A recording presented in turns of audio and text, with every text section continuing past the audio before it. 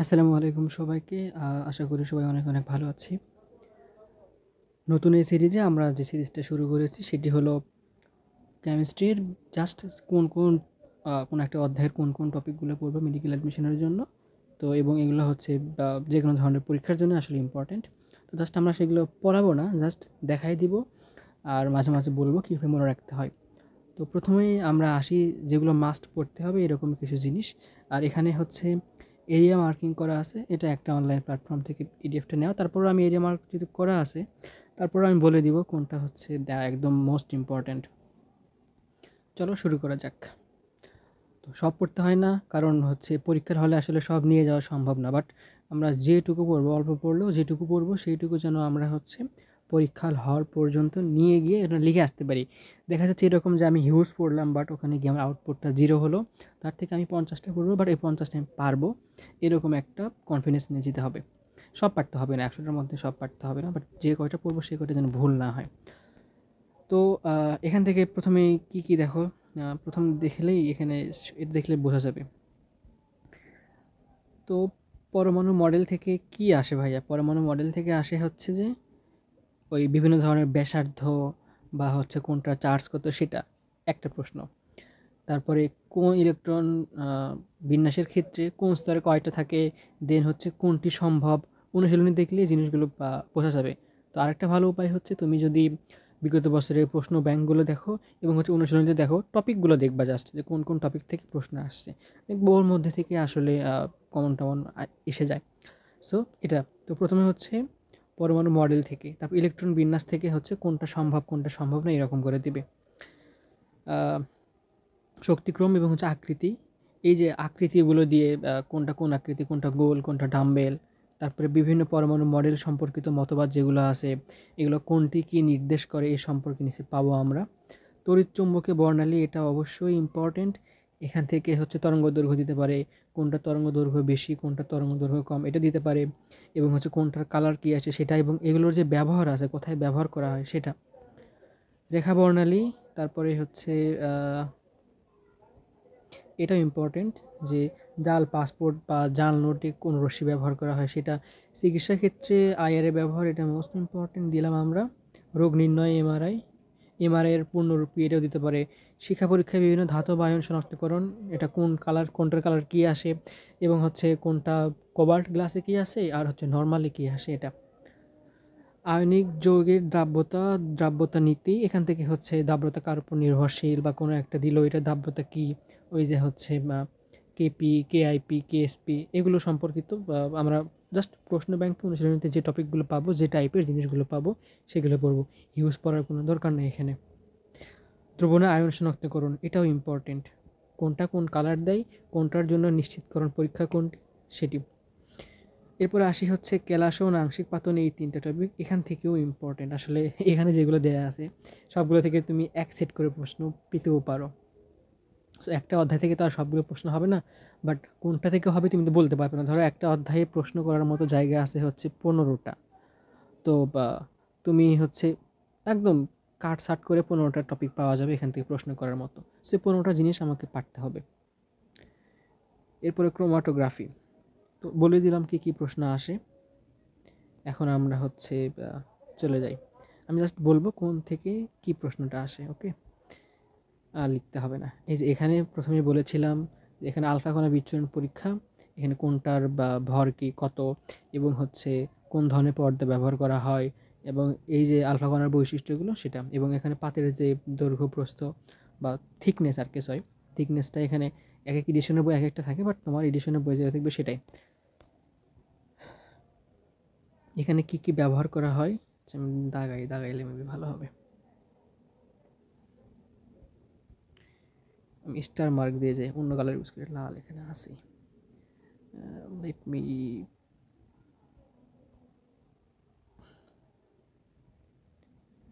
আমরা হচ্ছে গ্রিন কালারটা ইউজ করব। এই গ্রিন হইল না কেন?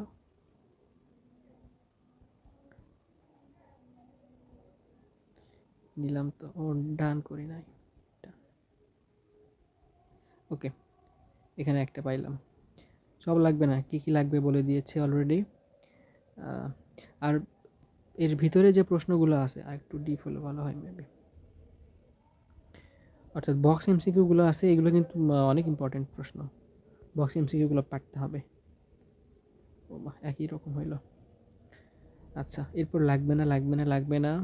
এখানে 3টা হচ্ছে কথা বলা আছে, জাস্ট হেডিংগুলো দেখলেই হবে, এবং হচ্ছে এইচের মান কত হচ্ছে অন্য কালারে নেই। এখানে হচ্ছে এইচের মান কত, কোনটা দ্বারা কী প্রকাশ করা হয় সেটা, এবং এই সূত্রটাতে ম্যাথ আসতে পারে যে MVR ইকুয়াল টু NH/2π। শক্তিস্তরে কোনো শক্তিস্তর থেকে পরের শক্তিস্তরে গেলে কী হবে, বা পরেরটা থেকে পূর্বেরটাতে আসলে কী হবে সেটাই, এবং এখানে আরেকটা সূত্র আছে এটা লাগবে। বৈরের সীমাবদ্ধতা আসলে লাগবে না। চুম্বকের জন্য হচ্ছে জিম্যান, আর তড়িৎ প্রবাহের জন্য হচ্ছে স্টার্ক প্রভাব। বর্ণালী ব্যাখ্যা কোনটি কোনটা দ্বারা করা যায়, এখানে সেটা একটু দেখতে হবে। এখানে আর রিডবার্গ ধ্রুবকের যে মানটা, এটা সেন্টিমিটারে কত, মিটারে কত, এবং হচ্ছে ন্যানোমিটারে কত, এটা দেখতে হবে। তারপরে পরমাণু মডেলের স্থায়িত্ব লাগবে না। এই যে রিডবার্গ ধ্রুবক, এখানে হচ্ছে ন্যানোমিটার আর মিটারে দেয়া আছে, খেয়াল করতে হবে। ওকে, প্রথম অধ্যায় থেকে আসলে অঙ্কটা, দ্বিতীয় অধ্যায় থেকে আসলে অঙ্ক খুব একটা বেশি আসে না। বোর পরমাণু মডেলে ওই যে কোনটা দ্বারা হচ্ছে বর্ণালী ব্যাখ্যা করা যায়, এখানে এ এর বোরের যে ব্যাসার্ধ সেটা লাগবে যে 0.53, 1 সমান কত ESU, এটা লাগতে পারে। তবে আসলে সংখ্যাভিত্তিক তথ্যগুলো মনে রাখার খুব একটা কঠিন হয়ে যায়। ধর 100টার মধ্যে একটা আসলে সংখ্যাভিত্তিক, তুমি একটা মনে রাখার জন্য কতগুলো মনে রাখছো, উলটপালট হয়ে গেছে, দরকার নেই। এই সূত্রটা দিয়ে ম্যাথ আসতে পারে, VN এর একটা, EN এর একটা, RN এর একটা, এখানে 3টাই সূত্র আছে, পড়ে নিবা। ওকে,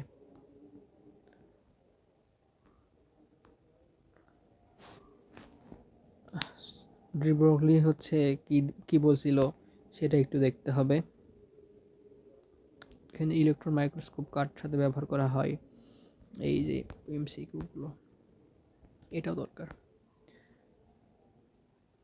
হাইজেনবার্গের অনিশ্চয়তা নীতি।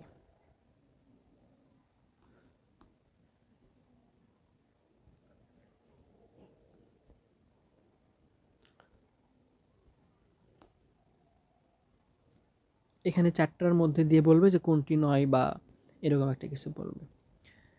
এনের এখানে যে মানগুলো যেগুলো দেওয়া আছে, মানগুলো আমরা পরে একটা বক্স পাবো। কই গেল বক্সটা, না এখানে একটা বক্স ছিল যে কোনটায় কতটা থাকলে কি হবে, তোমরা পাইলে ওটা একটু দাগাই নিও, খুঁজে পাচ্ছি না আমি। বক্সকে আমি করছিলাম,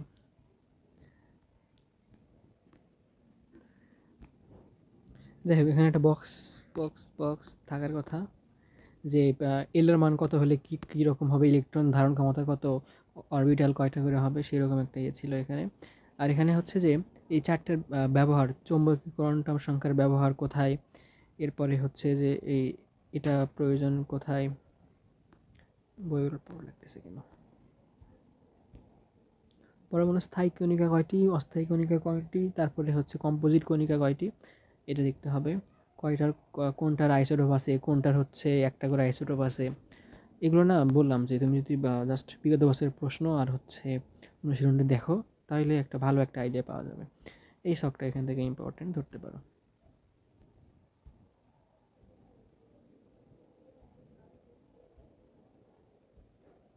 আইসোটোপের ব্যবহার ইম্পর্টেন্ট। তেজস্ক্রিয়তাতে চলে আসলাম আমরা। এই নিউক্লিয় ফিশন আর ফিউশনটা একটু খেয়াল করতে হবে। এখানে হচ্ছে 200 মেগাভোল্ট, আর ফিউশনে মেবি 17 পয়েন্ট সামথিং। তারপর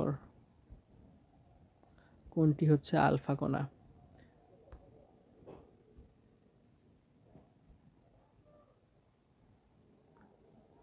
আচ্ছা এখানে অরবিটালগুলো আকৃতি, নোডাল তল আর হচ্ছে নোড লাগবে, এটা পড়ে নিতে হবে।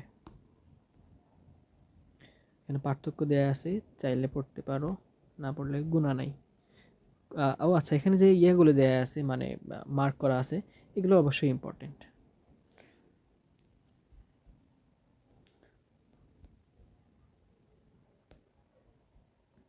আহ্বায়ন নীতি অনুযায়ী হচ্ছে ইলেকট্রন বিন্যাস করা হয়, কোনটা দিয়ে জোড় সংখ্যক যায়, কোনটা দিয়ে হচ্ছে প্রথম যাবে দ্বিতীয় যাবে, এটা করতে হবে।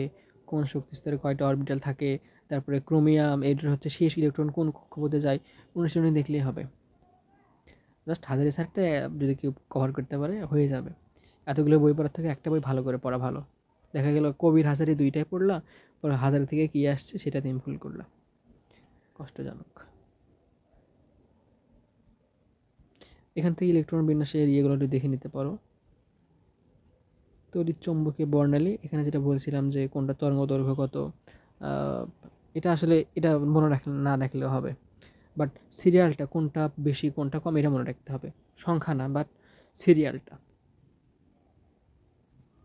এই ব্যবহারগুলো দেওয়া আছে এখানেও, আসলে এখানে অতিবেগুনি রশ্মির এগুলোর ব্যবহারটা এটা মনে রাখা একটু টাফ, বাট দুইটা মনে রাখতে পারো, একটা হচ্ছে ড্রাগ শনাক্তকরণে আর একটা হচ্ছে জীবাণু শনাক্তকরণে। ফার আয়ার, মিডল আয়ার, নিয়ার আয়ার ব্যবহারগুলো দেওয়া আছে, এগুলো একটু ভালো করে করতে হবে। এই শখটা এখানে ইম্পর্টেন্ট। তড়িৎ চুম্বকীয় বিভিন্ন অঞ্চলগুলো আছে, এগুলো ব্যবহারটা দরকার, এগুলো আর কিছু দরকার না, ব্যবহারটা দরকার।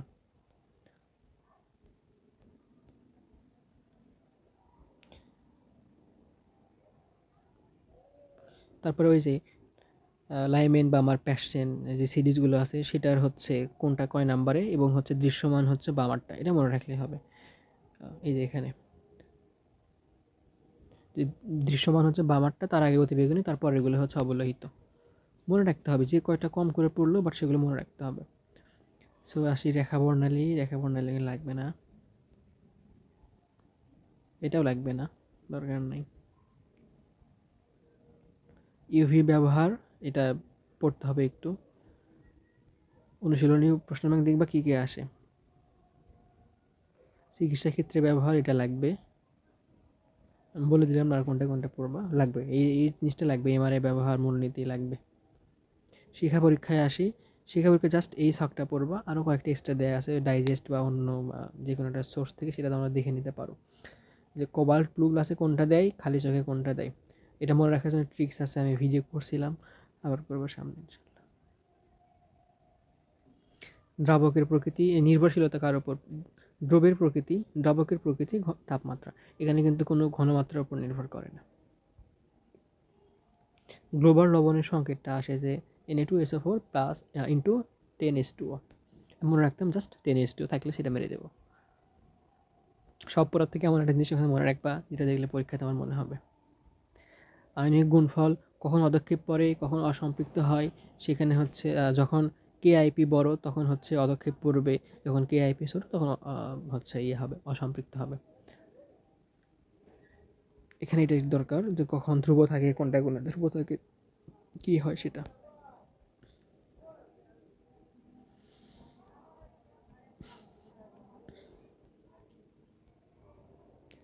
তারপর প্রায় আমরা শেষের দিকে আসছি।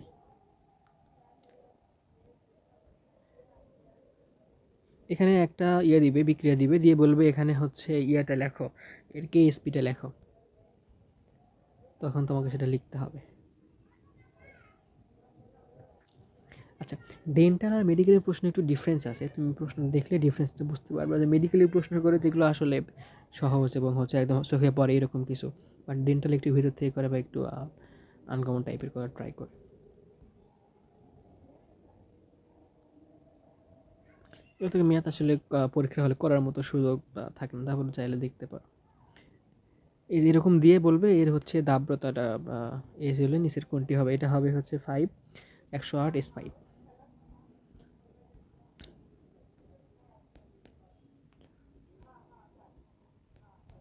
এরপরে আমরা পাবো হচ্ছে কি পাবো, কোনটা কোনটা দ্রবণীয়, হাইড্রোজেন কি বলে এটাকে, হাইড্রেশন শক্তি এবং হচ্ছে ল্যাটিস শক্তির এখানে একটু ব্যাপার স্যাপার আছে, পড়ে নিও।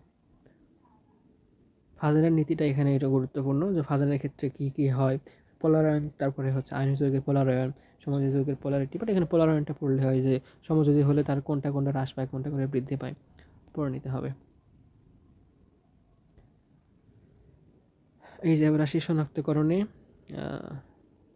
এখানে আসলে শর্টকাট করা যায়। এখানে জাস্ট পড়বা হচ্ছে কোনগুলোর কালার সাদা হয় সেটা পড়বা, আর হচ্ছে চারটা সোডিয়াম, তারপরে হচ্ছে ক্যালসিয়াম, ফেরিক। তো এই তিনটে শনাক্তকরণে কি, একটা হচ্ছে অ্যান্টিমোনেট, একটা হচ্ছে অক্সালেট, একটা হচ্ছে ফেরিক অক্সাইড, এই কয়েকটা পড়লে হবে। তারপরে জিঙ্ক আছে, বাট কালার পড়বো জাস্ট যেটা সাদা হয় সেটা, অতগুলো মনে রাখা যাবে না, তখন দেখা যাবে এলোমেলো হয়ে যাবে। তারপরে আমরা শেষে পাবো হচ্ছে যে ক্যালাসনটা, কোনটা তাপমাত্রাগত, কোনটা আংশিক ক্যালাসন হচ্ছে 2-এর অধিক দ্রব্য বা দ্রাবক লাগে মেবি, বাট 2-এর অধিকটা মনে রাখতে হবে। তারপরে আংশিক পাতনে হচ্ছে 40°+, না সরি, সাধারণের ক্ষেত্রে 40+, আর আংশিকের ক্ষেত্রে 40-। তারপরে কোনটার ব্যবহার কোথায় কোথায় করা হয় সেটা একটু দেখতে হবে। এই যে চলে আসছে, আমরা এই ব্যবহারগুলো নিজেরা নিজেরা দেখে নিবা। তারপরে শেষে আসে ক্রোমাটোগ্রাফি, ওখানে পেপার ক্রোমাটোগ্রাফিটা দেখতে হবে, এবং হচ্ছে এর মানটা কতর মধ্যে থাকে সেটা দেখতে হবে। তাইলেই মোটামুটি এখান থেকে সব কাভার হয়ে যাবে। যেটা বললাম ভাইয়া, প্রথমত হচ্ছে তুমি প্রশ্ন ব্যাংকটা খুলবা, দেখলা কোন কোন টপিক আছে, কীরকম প্রশ্ন করছে। এরপর তুমি অনুশীলনটা দেখলা, আচ্ছা ঠিক আছে অনুশীলনীতে এই আছে, তুমি এবার বইয়ে আসো, দেখো এগুলো পারো কিনা, অনুশীলনীর সব প্রশ্নগুলো পারতেছো কিনা, প্রশ্ন ব্যাংকেরগুলো পারতেছো কিনা, এবং হচ্ছে ভিতরে বক্সেরগুলো পারতেছো কিনা, এই কটাই ওকে। দেন তুমি এবার দেখো যে তুমি পৃষ্ঠা উল্টাও, বোল্ড লাইনগুলো দেখো, এবং হচ্ছে তোমার যদি মনে হয় যে কোনো একটা প্যারার প্রথম লাইনটা আসার মতো, ওটা ইম্পর্টেন্ট, এবং কোনো একটা প্যারার শেষ লাইনটা যদি মনে হয় যে এখান থেকে প্রশ্ন করা যাবে, ওটা আসার মতো, এবং বোল্ড লাইন যেগুলো আছে সেগুলো। তো এই হচ্ছে আমাদের গুণগত রসায়ন। আমরা পরবর্তীতে অন্য একটা চ্যাপ্টার নিয়ে কথা বলবো। আজকে এই পর্যন্তই। ধন্যবাদ সকলকে। আসসালামু আলাইকুম।